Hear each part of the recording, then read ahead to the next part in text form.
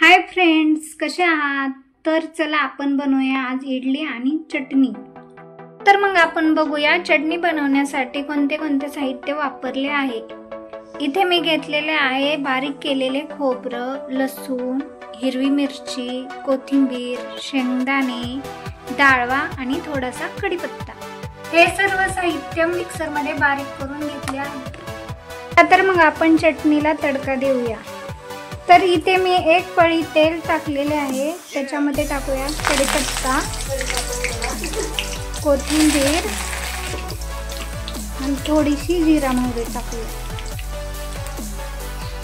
चला तर मग हे तडका दिलेले आपण चटणीमध्ये टाकून घेऊ।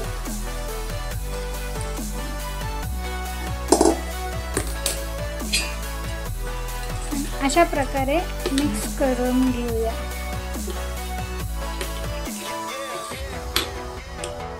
हे पहा, आपली गरमागरम चटणी तयार। हे मिश्रण मी रात्रीच तयार केले आहे। चला तर आपण हे इडलीच्या भांड्यामध्ये भरून घेऊया।